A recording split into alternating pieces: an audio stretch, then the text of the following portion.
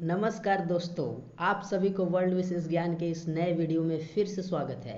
आज के इस वीडियो में हम लोग सामाजिक विज्ञान के इतिहास के प्रथम अध्याय से अति महत्वपूर्ण प्रश्नों का समूह लेकर आए हैं, जो आपके आने वाले परीक्षा के दृष्टि से अति महत्वपूर्ण है।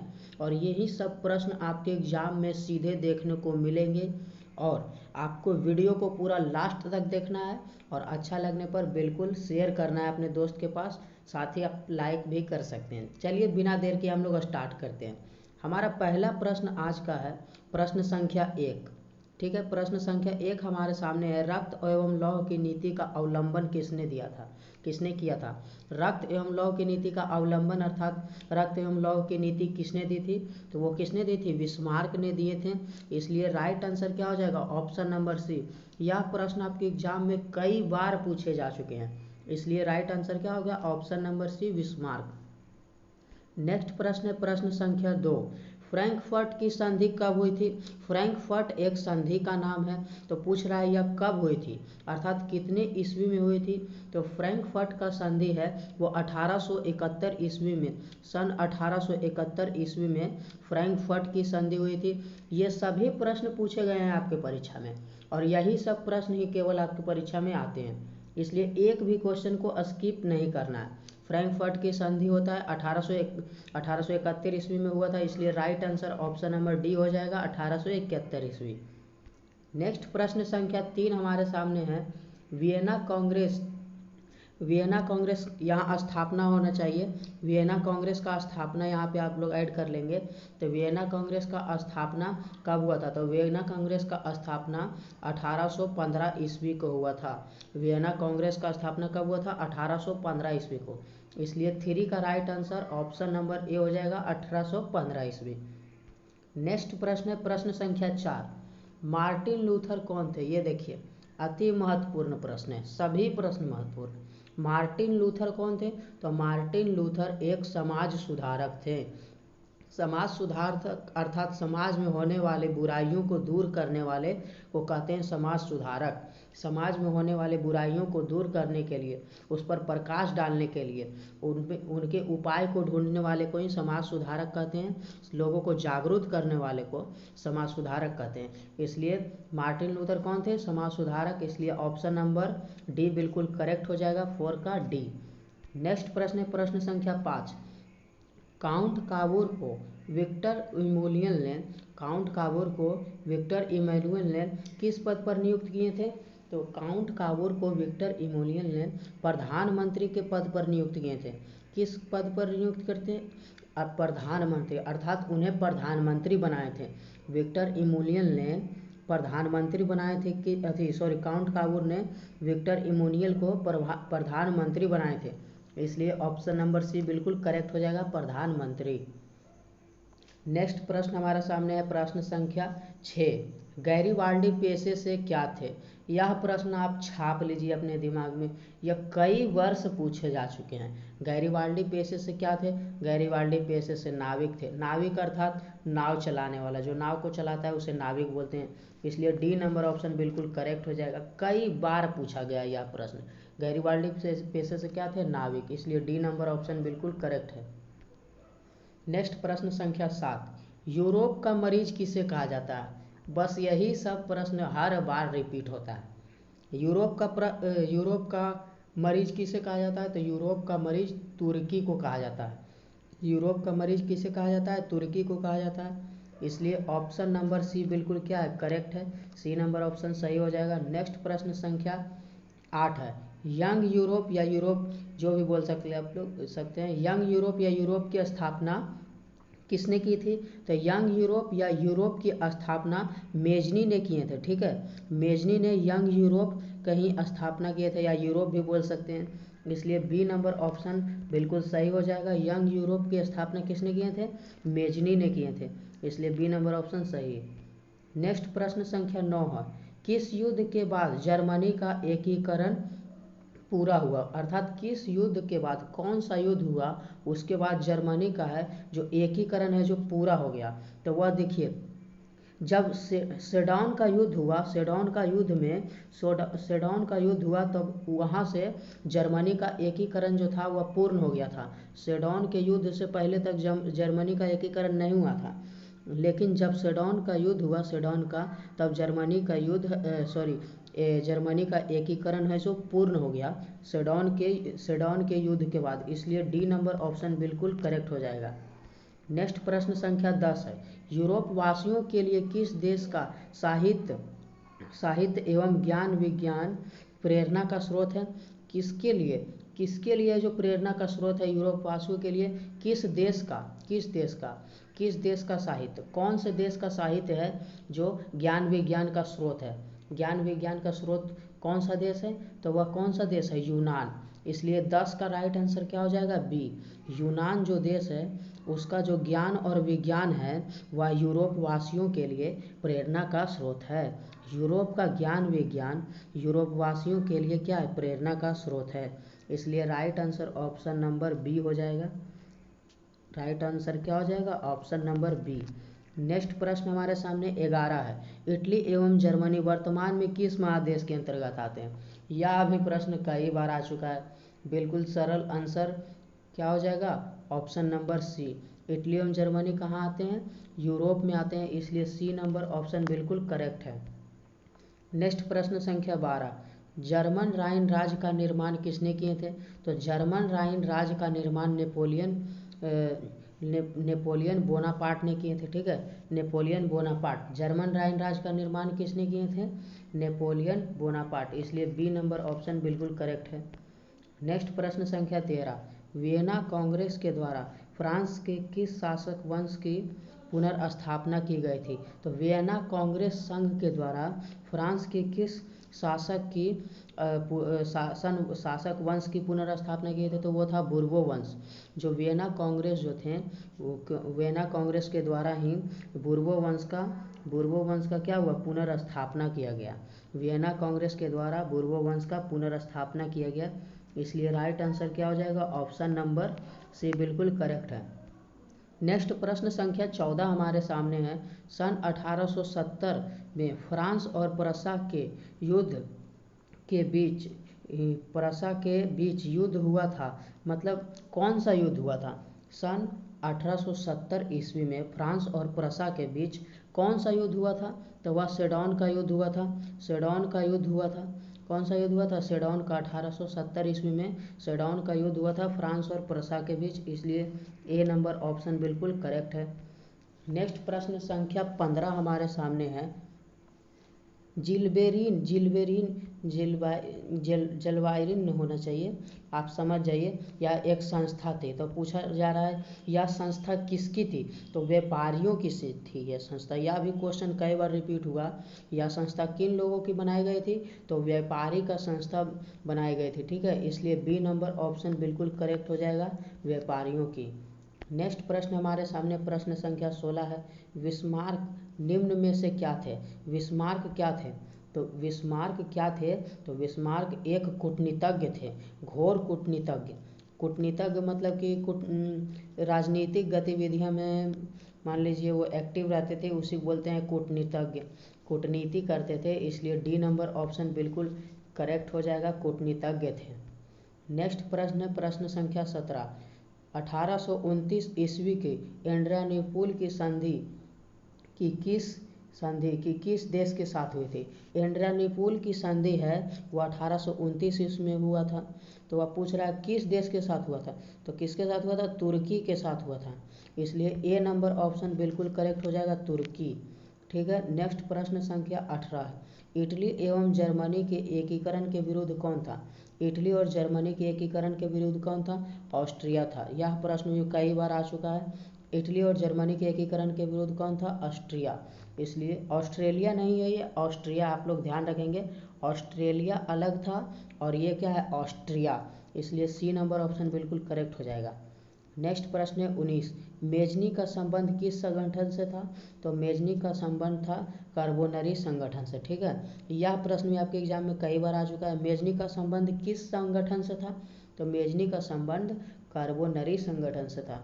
इसलिए बी नंबर ऑप्शन बिल्कुल करेक्ट हो जाएगा। नेक्स्ट प्रश्न संख्या 20 है, यूरोपीय सभ्यता का पालक यहाँ होना चाहिए, पालन की जगह।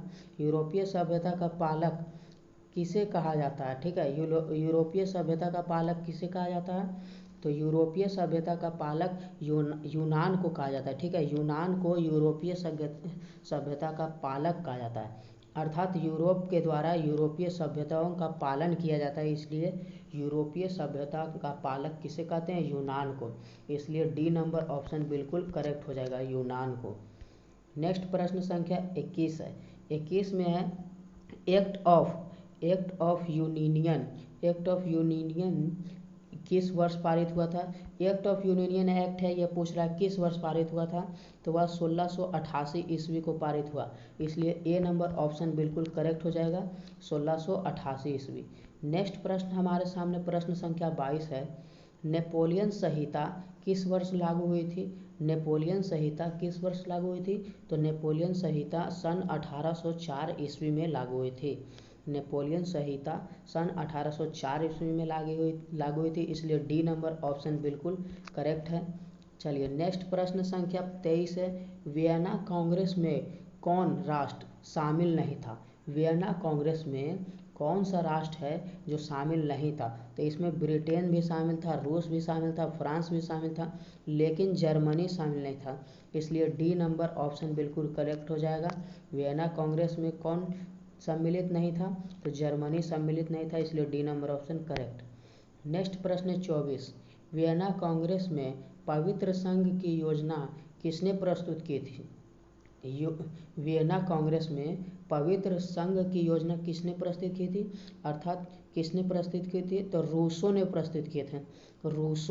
रूसो एक व्यक्ति का नाम है, रूस हुआ जो देश का नाम हुआ। ठीक है, रूस है जो देश है, लेकिन रूसो है जो व्यक्ति का नाम है, इसलिए ए नंबर ऑप्शन बिल्कुल करेक्ट हो जाएगा, रूसो। नेक्स्ट प्रश्न है 25, यंग इटली का संस्थापक कौन था? यंग इटली का संस्थापक कौन था? तो कौन था? मेजनी था।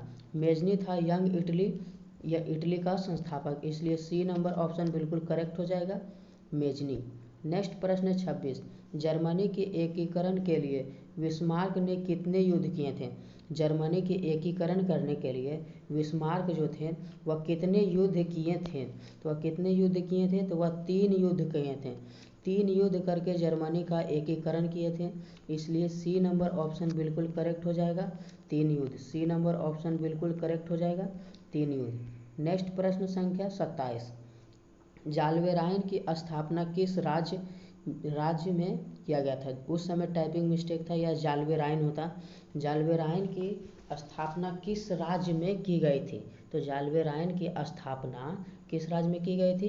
तो वह प्रसा में की गई थी। प्रसा एक राज्य का नाम है, प्रसा में की गई थी, इसलिए ए नंबर ऑप्शन बिल्कुल करेक्ट हो जाएगा, प्रसा।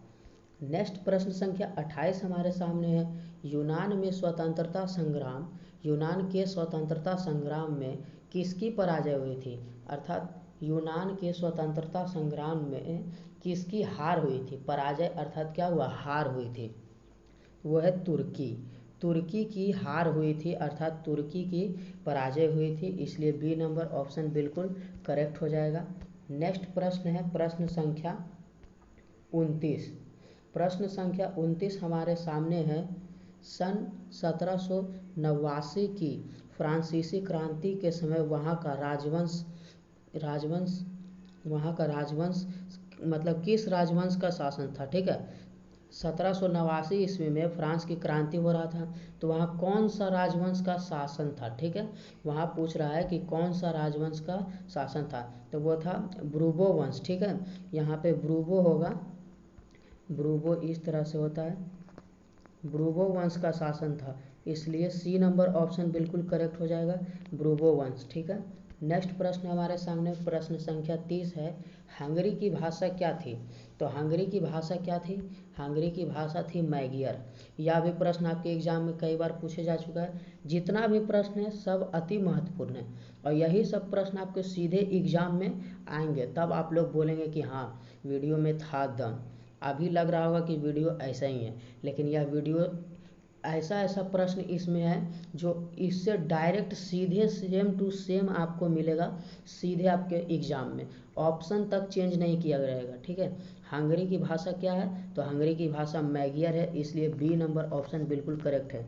ये सब अति महत्वपूर्ण का एक ठो बनाया गया है सीरीज, जिसमें सब सब्जेक्ट का तैयारी हो रहा है, चाहे हिंदी हो, चाहे इंग्लिश हो, चाहे मैथ हो, साइंस हो, सोशल साइंस हो, ठीक है। सब सब्जेक्ट का चैप्टर वाइज ऑब्जेक्टिव हम लोग प्रिपेयर कर रहे हैं, और लास्ट में आपको सब चैप्टर है ना, सभी सब्जेक्ट का हर चैप्टर को मिला के मिसलेनियस लाया जाएगा, जो और भी ज़्यादा इम्पोर्टेंट रहेगा, और चैप्टर वाइज भी और मिसलेनियस भी, सब तरीके से आप लोगों का बंदोबस्त किया जाएगा। और चैनल पे जुड़ जाइए, हमेशा के लिए रहिए, एकदम एग्ज़ाम तक आप अगर हमसे जुड़ गए तो आपको ऑब्जेक्टिव में तो बिल्कुल दिक्कत नहीं होगा, साथ में सब्जेक्टिव का भी वीवीआई प्रश्न कराया जाएगा, जो आपके एग्ज़ाम में हमेशा पूछे जाते हैं उसी प्रकार के, ठीक है। चलिए हम लोग बिना देर किए अगला प्रश्न देखते हैं। हमारे सामने अगला प्रश्न प्रश्न संख्या 31। प्रश्न संख्या 31 हमारे सामने है, मारियान